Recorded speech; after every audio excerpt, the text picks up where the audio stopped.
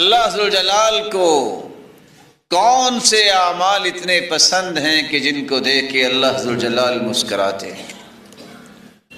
اور یہاں یہ بات یاد رکھنے والی ہے، سمجھنے والی ہے، آپ اور میں اگر مسکرائیں تو اس کی کیا قیمت ہے؟ ایک مسلمان مسکرایا، لیکن جس چیز کو دیکھ کے اللہ مسکرا دے اس کا معنی کیا ہوتا ہے؟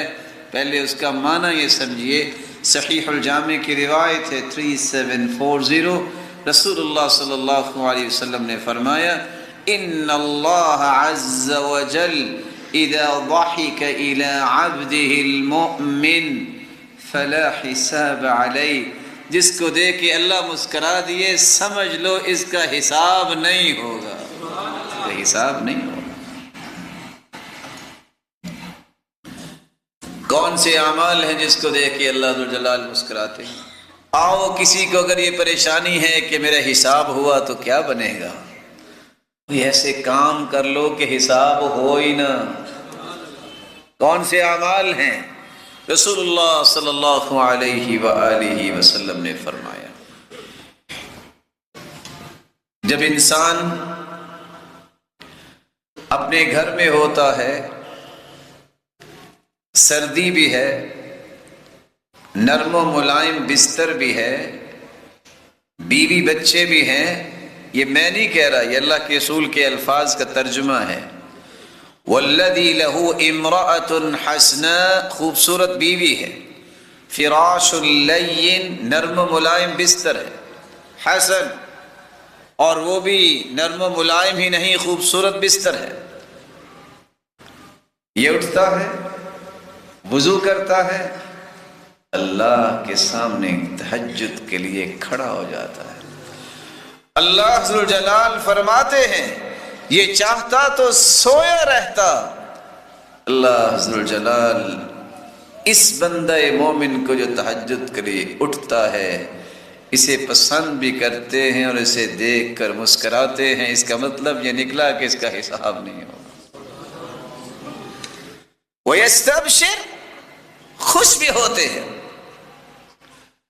دوسرا شخص جس کو دیکھ کے رب تعالی مسکراتے ہیں، وَالَّذِي يَكُونُ فِي سَفَرٍ، سفر کر رہا ہے، قافلہ ساتھ ہے، سفر کرتے کرتے تھک جاتے ہیں، پورے کا پورا قافلہ سو جاتا ہے، یہ وضو کرتا ہے، اللہ کے سامنے کھڑا ہو جاتا ہے۔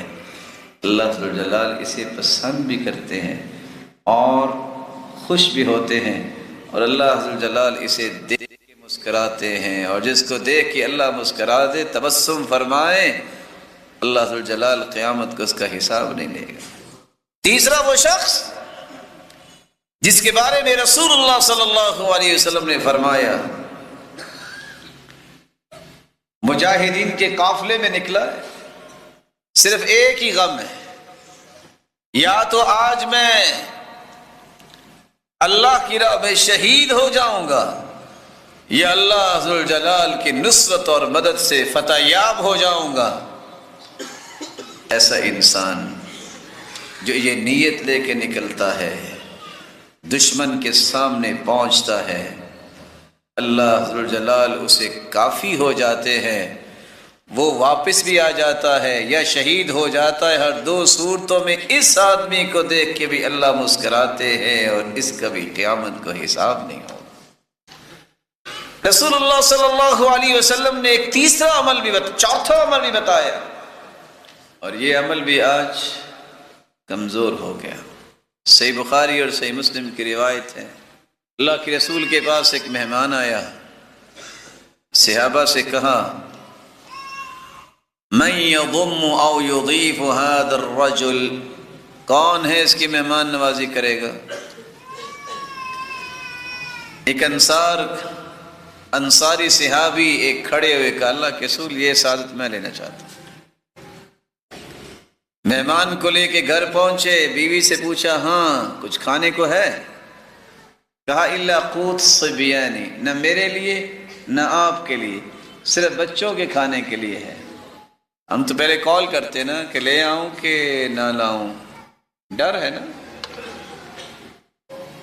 کہ کل کی روٹی ہماری بند ہوگی تو کیا بن جائے گا؟ الرجال قوامون علی النساء، مرد قوام ہوتے ہیں، ڈرپوک نہیں ہوتے۔ جس گھر کے اندر مہمان اور مہمان کی قدر نہیں ہے، اس کے بارے میں اللہ کے رسول کا فرمان سنیے، لا خیر فی من لا یضیف، جو مہمان نواز نہیں اس شخص میں خیر نام کی کوئی بھی چیز نہیں ہے، وہ خیر و بلائی سے محروم ہے۔ صحیح بخاری اور صحیح مسلم کی روایت ہے، مہمان کو لے آئے، خامد بیوی کو کہتا اچھا ایسا کرو بچوں کو سلا دو، آج یہ کھانا تو مہمان کو کھلائیں گے۔ اپنی اور بیوی کی تو فکر ہی نہیں کی نا، بچوں کو بھی سلا دو۔ اب یہ صحیح بخاری اور صحیح مسلم کی روایت کا نقشہ میں کیسے کھینچ سکتا ہوں؟ مہمان کو کھانا کھلانا تھا، وہ اکیلا تو نہیں کھائے گا، تو کہا اصبحی سراجکی ونومی صبیانکی، بچوں کو سلا دو اور چراغ کو بجھا دو۔